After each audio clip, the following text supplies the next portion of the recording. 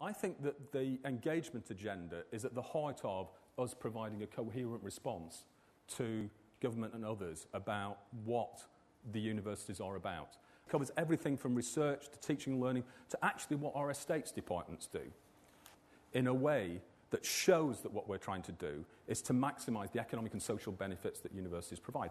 And in case you think that, okay, it's something that's kind of nice, it's particularly stark if you sat where I'm sat in Manchester on Oxford Road.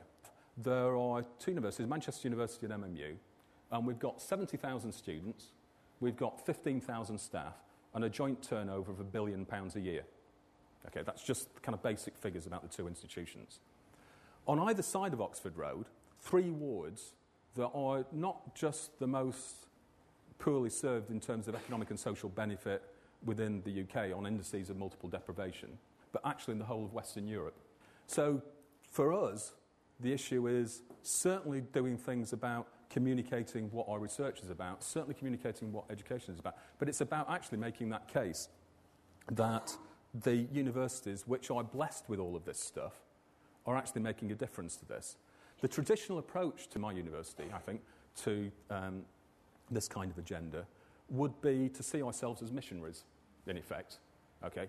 What we would do is we would go out to communities and say, actually, we're the university, there's this really good stuff that we can do, you should be grateful, and then looking kind of confused when we don't always get a positive response to that. If you talk to the communities about this, they do see the positive benefits of the university, but you also get a much more mixed message. That message is like, actually the issue here isn't that we're a hard-to-reach community. Actually, the issue for us is that the university is very hard to reach for us.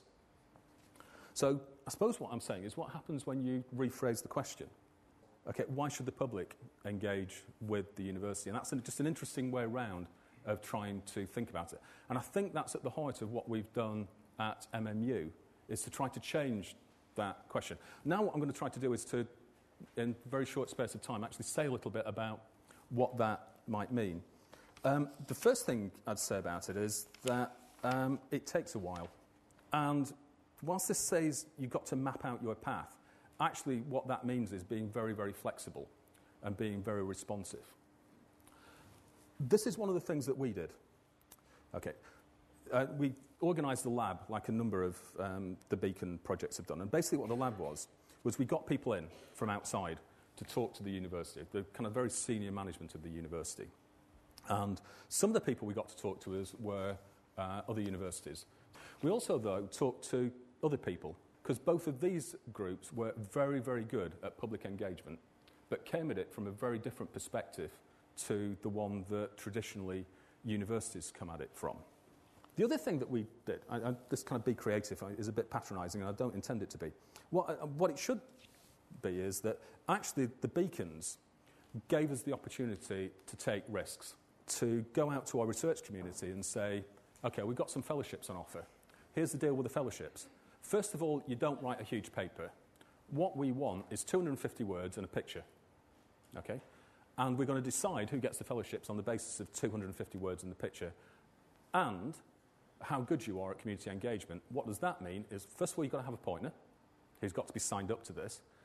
And what we're going to do is, having shortlisted down from about 30-odd original applications to about 12 in the end, what we're going to do is going to let people vote on it. But we're not just going to let people vote internally in the institution. We're going to let people externally vote. And when I was told about this, I thought maybe we might get a few hundred people externally. Got 2,500 people responding to this. Reward and recognise. And quite often it comes up as being something like, actually what you want to do is promote people.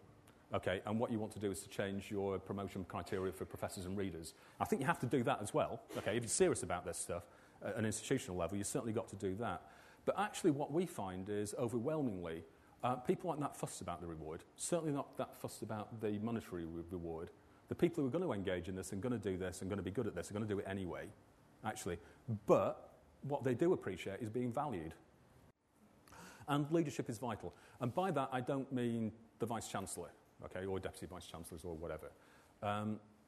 What we found was, and I think this is common across many of the Beacons, is that certainly you need the institutional leadership, and the institutional leadership have to get it and have that kind of coherent vision about what it is that they're trying to do. For us, it was that vision of it's about an ecology, it's about the whole institution, it's about estates as it's much about research and teaching and learning. Okay, so that's a slightly less erudite approach to this than Paul's, but I hope it gives you a flavour of what we did, and actually what I think has been, I genuinely believe, has been a profound impact on my institution. So that's it.